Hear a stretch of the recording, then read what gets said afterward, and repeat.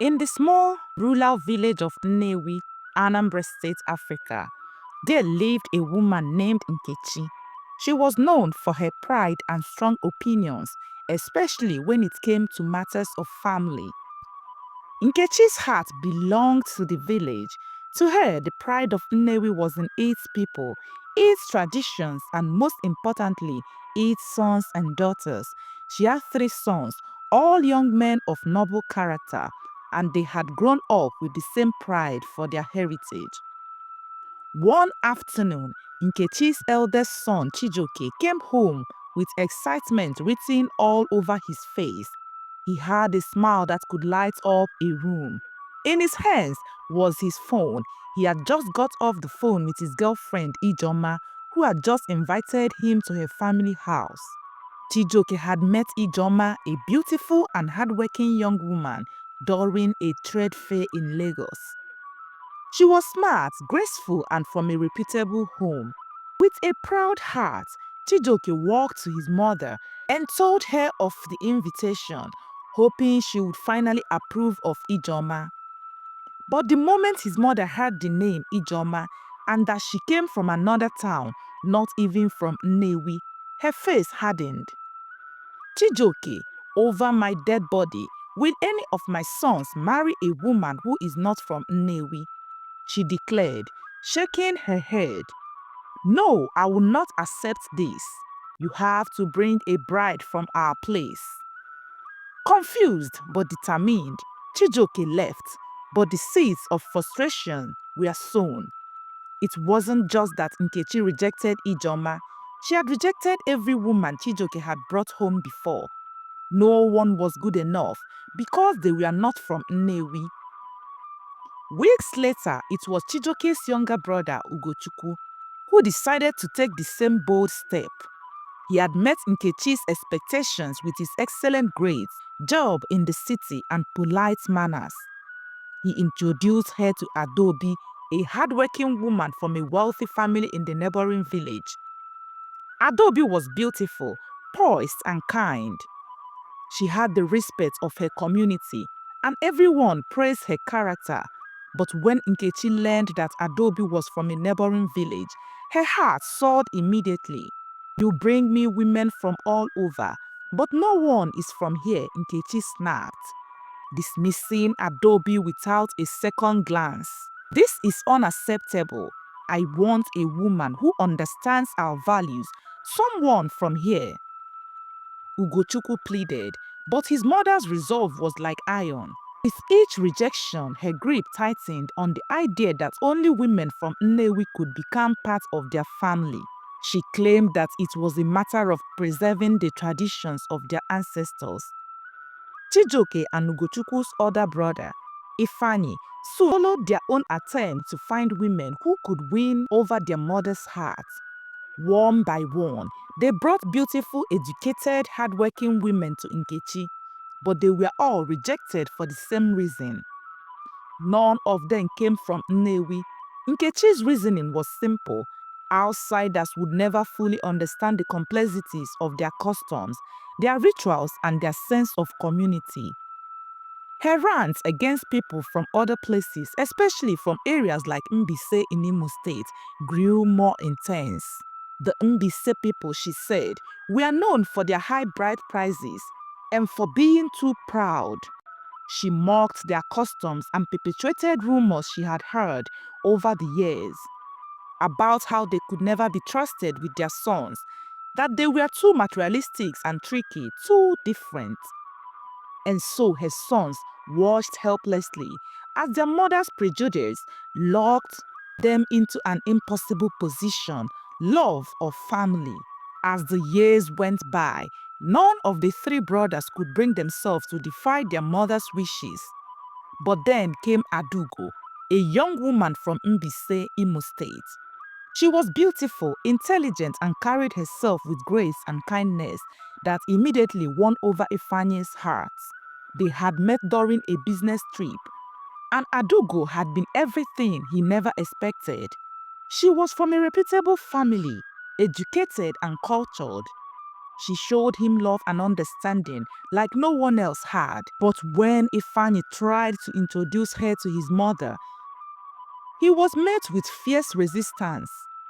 Nkechi's eyes narrowed when she learned that Adugo was from Mbise.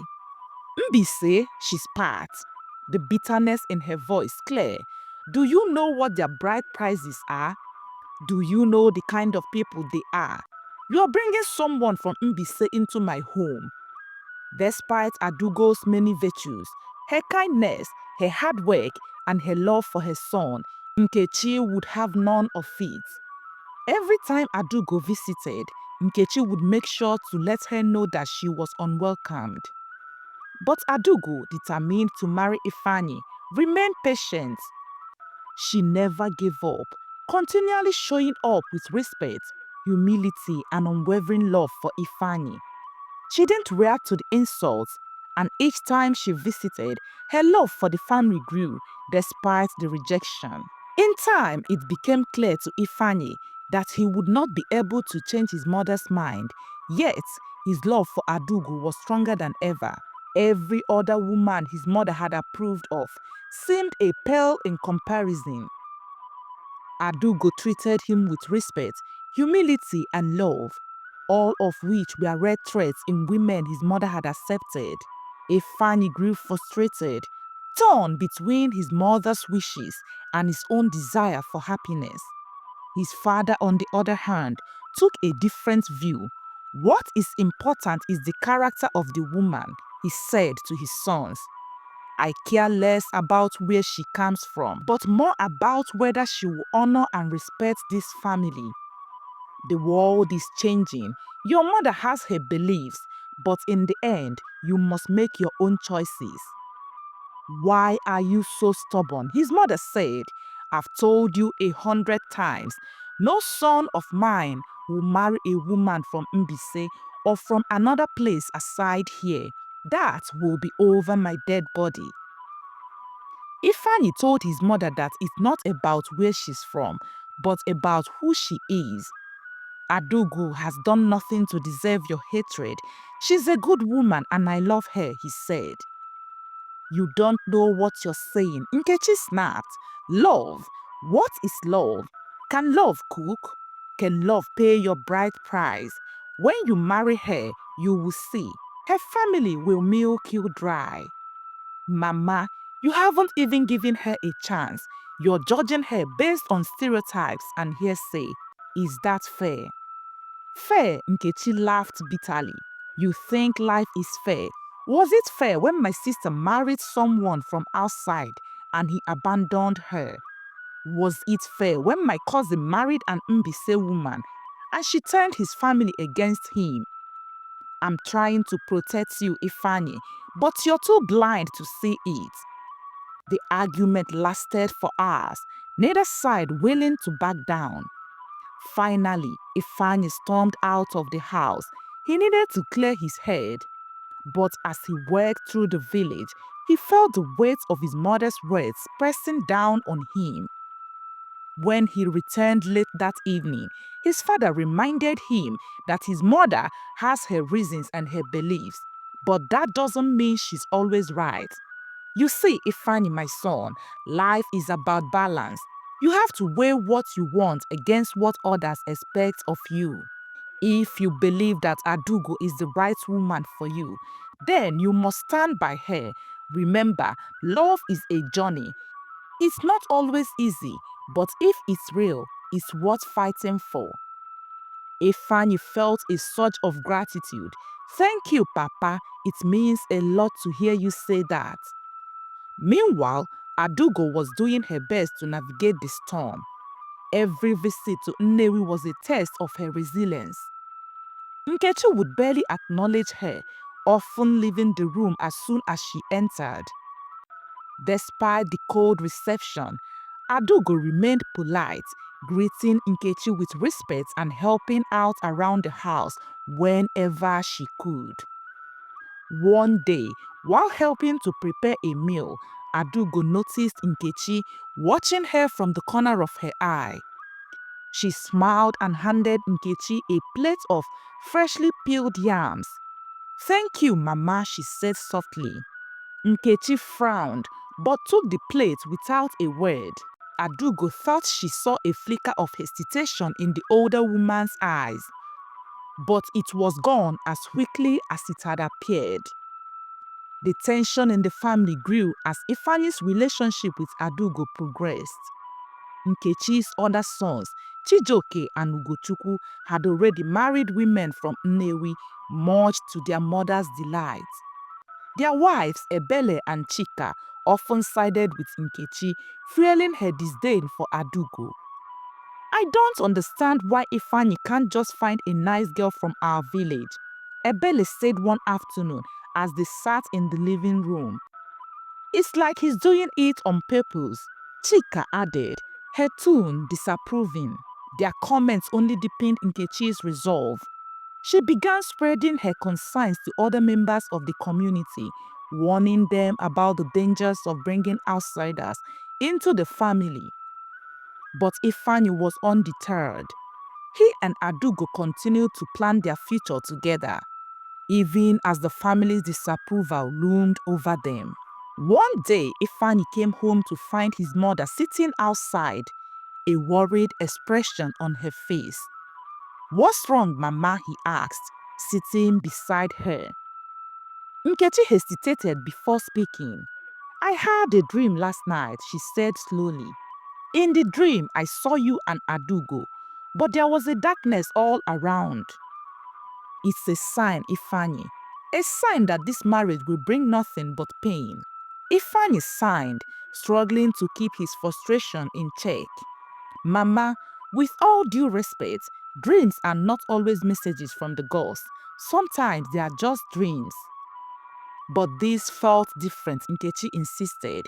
"I am begging you, my son, don't go through with this. Find a woman from our village. There are so many good girls here. Why must it be her?" "Because I love her, Mama, and I believe she's the one I'm meant to be with." Nkechi shook her head. Tears streamed down her face. "Over my dead body," she whispered. Despite the ongoing conflict, Adugo continued to win the hearts of those around her. The villagers began to see her as a kind and hardworking woman who was determined to be part of the family. Slowly but surely, some of Nkechi's friends began to question her stance. "Maybe you're being too hard on the girl," one of them said during a gathering. "She seems like a good person." But Nkechi was unmoved. "You don't understand," she replied firmly. "This is about protecting my family." As the weeks turned into months, Ifeanyi found solace in his father's unwavering support. His father, who had always been a man of few words, began to speak up more often, encouraging Ifeanyi to follow his heart. "Your mother will come around eventually," he said one evening. "She may not admit it, but she sees the good in Adugo. She's just too proud to say it." Ifeanyi nodded, hoping his father was right, but deep down, he knew that his mother's pride was a force to be reckoned with. Ifeanyi decided it was time to take the next step in his relationship with Adugo, even in the face of his mother's unyielding resistance. The next day, Ifeanyi gathered his family to share the news of his marriage preparation. His father looked pleased, nodding in approval, but Nkechi's face darkened. "What marriage? To that girl? After everything I've said?" "Yes, Mama," Ifeanyi replied firmly. "I love her and we've decided to spend our lives together." Nkechi shook her head, her anger barely contained. "You've disrespected me, Ifeanyi. Do you think I will bless this union? Never. Over my dead body, will you bring that Mbise girl into this family?" Her words cut through the room like a knife, leaving everyone in stunned silence. Ifeanyi's father finally spoke, his voice calm but firm. "Nkechi, you need to let go of this hatred. It's baseless. Adugo is a good woman, and you know it." But Nkechi was unmoved, storming out of the room in a fury. Ifeanyi's heart sank, but he resolved not to let his mother's disapproval derail his plans. Word of Ifeanyi's engagement spread quickly through the village, and opinions were divided. Some supported the couple, admiring their determination, while others echoed Nkechi's sentiments, warning Ifeanyi about the dangers of marrying outside their community. During a meeting at the village square, Nkechi took the opportunity to voice her concerns publicly. "My son is making a mistake," she declared. "These people from Mbise are known for their cunning ways. Their women will control you, and their families will drain you with outrageous demands. I won't stand by and let it happen." Some villagers nodded in agreement, while others exchanged uncomfortable glances. One elder known for his wisdom spoke up. "Nkechi," he said gently, "have you considered that your son's happiness should come first? Times are changing and love is not bound by geography." But Nkechi was unmoved, her pride and prejudice clouding her judgment. Adugo continued to visit Ifeanyi's family, refusing to let Nkechi's hostility deter her. She brought gifts, helped with chores, and treated everyone with respect, even when Nkechi barely acknowledged her presence. One afternoon, Adugo overheard Nkechi speaking with Ebele and Chika. "That girl has no shame," Nkechi said, "coming here as if she's already part of the family. She will never be my daughter-in-law." Adugo's heart sank, but she didn't let the words break her spirit. Instead, she focused on proving herself through her actions. Later that day, Ifeanyi reassured her. "Don't let her words get to you," he said. "You are stronger than that, and I will always stand by you." Months passed, and the tension in the family remained high. Nkechi's other sons tried to mediate, but their efforts were in vain. Nkechi's stubbornness was unrelenting, and her constant criticism of Adugo created a rift in the family. One evening, Ifeanyi confronted his mother again. "Mama, why are you so determined to see this fail? What has Adugo ever done to you?" "It's not about what she's done," Nkechi replied. "It's about what she represents. I've seen what happens when people marry outside their community. It brings nothing but pain." "But you're the one causing pain," Ifeanyi countered. "You're tearing this family apart because of your prejudice." Weeks passed and Nkechi's health took a sudden downturn, leaving her bedridden and dependent on the care of others. Her sons' wives from the town made an effort to visit, but their presence often felt obligatory. They would stay briefly, leaving her meals and offering lukewarm words of comfort before leaving for their own homes. When Ifeanyi heard of his mother's condition, he rushed to her side. To his surprise, Adugo insisted on coming along despite the tension between her and his mother. When they arrived, Adugo immediately took charge, preparing meals, cleaning, and ensuring Nkechi took her medications on time. Her gentle demeanor and unwavering patience left an impression even on the older woman, though Nkechi refused to admit it. One afternoon, as Adugo adjusted Nkechi's pillows, Nkechi finally spoke. "Why are you doing this?" she asked. "Because I love Ifeanyi," Adugo replied, "and because I respect you as his mother. I hope that one day you will see me for who I truly am and not where I come from." Nkechi said nothing, but her eyes lingered on Adugo longer than usual. Later that evening, Nkechi called her husband into the room.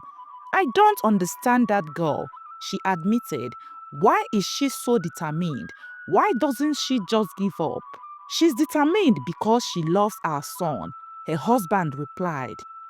And perhaps you should ask yourself why you are so determined to push her away. What if she's exactly what this family needs?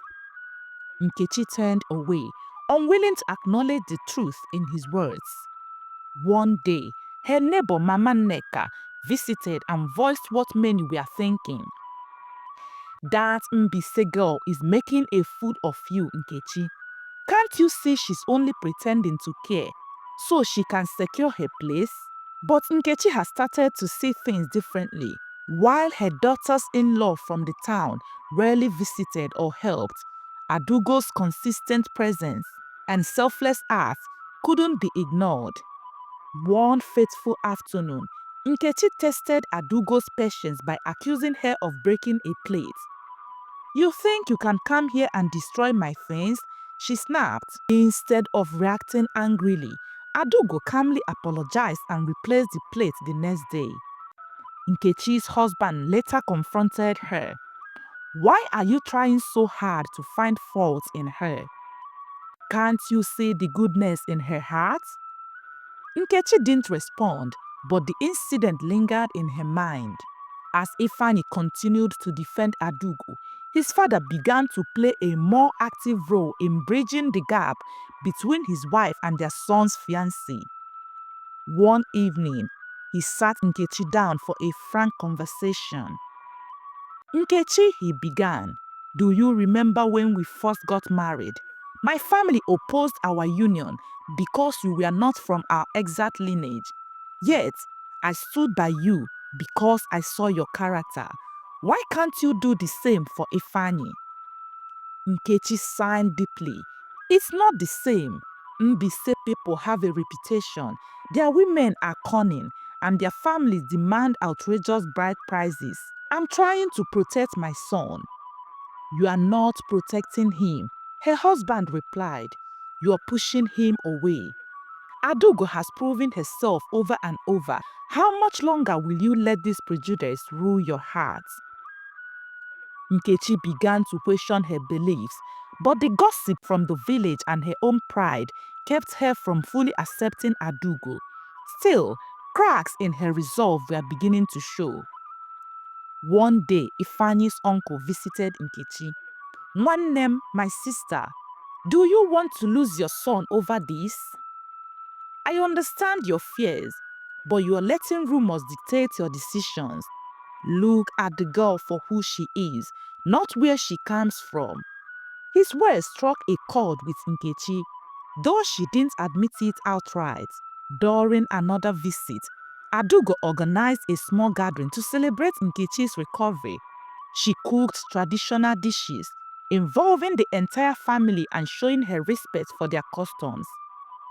The gesture touched many, including Nkechi, who found herself enjoying the moment despite her reservations. That night, Nkechi sat in silence, reflecting on Adugo's actions. The turning point came during a family meeting called by Ifeanyi's father. He spoke passionately about the importance of unity and the need to move past old prejudices.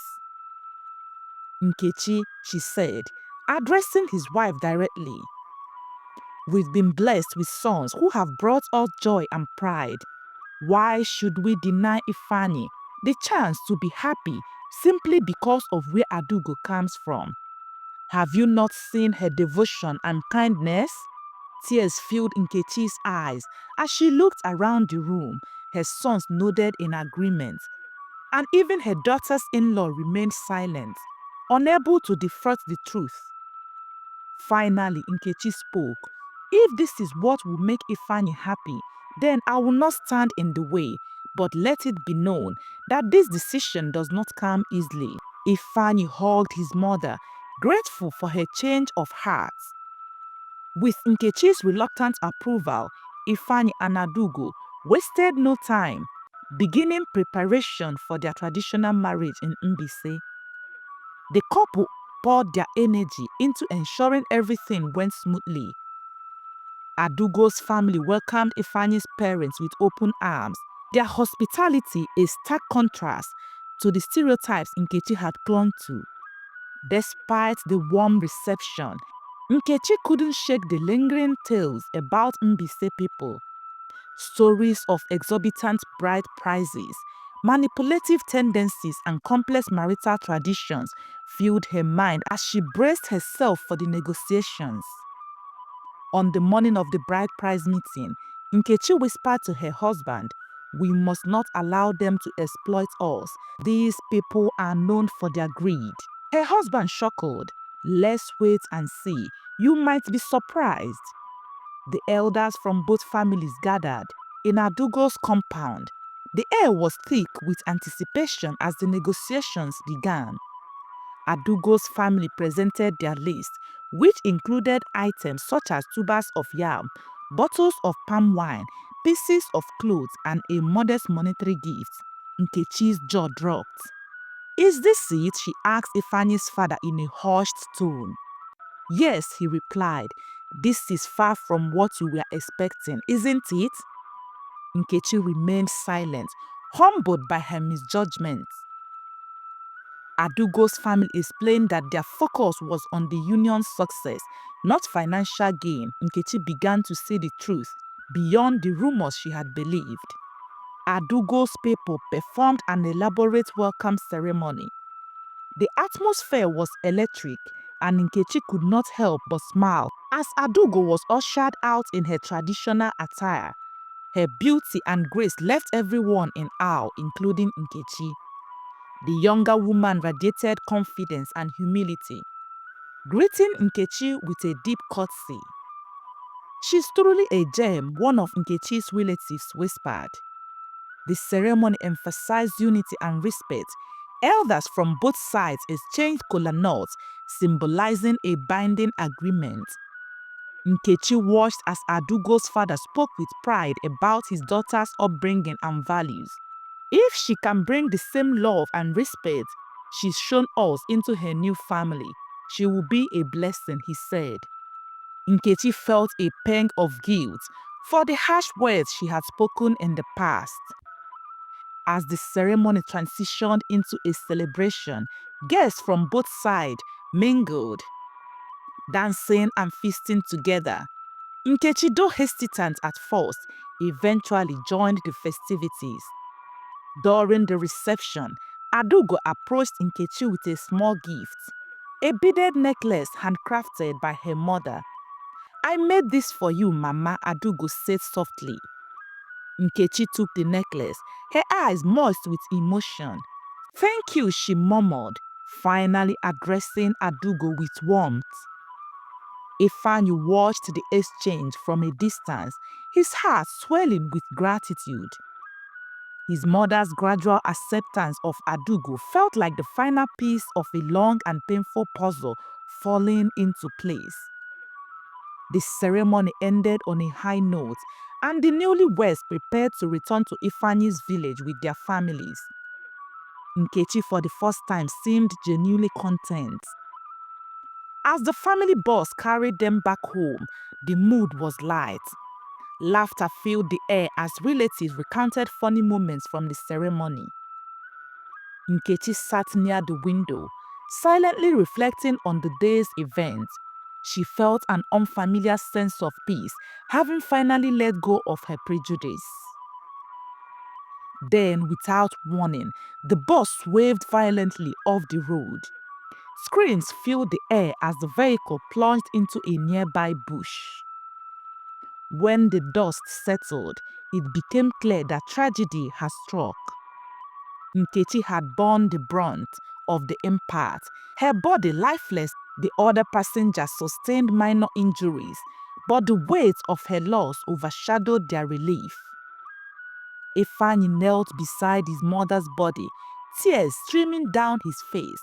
"Mama, no, you can't leave us now." The words she had once spoken echoed in his mind. "Over my dead body will this marriage hold." The prophecy had come in the most harrowing way. The days following Nkechi's death were filled with sorrow and introspection. Ifeanyi's family grappled with their loss, their joy from the wedding replaced with grief. Despite the tragedy, Adugo remained steadfast in her commitment to her new family. She supported Ifeanyi and worked to honor Nkechi's memory by embodying the qualities she had come to admire in her mother-in-law. In time, the family healed, though the lessons of that faithful journey remained etched in their hearts. Nkechi's death, though painful, reminded them of the importance of love, acceptance, and the words we choose to speak. Hello, favorite one. Thanks for listening to my stories. Your support means the world to me, and I couldn't do this without you. Your likes, comments, and shares keep me motivated to create more stories. If you're new here, welcome to the channel. Don't forget to hit the like button, subscribe, and turn on the post notification bell so you never miss out on any of my new stories. Thanks again, and see you in the next story.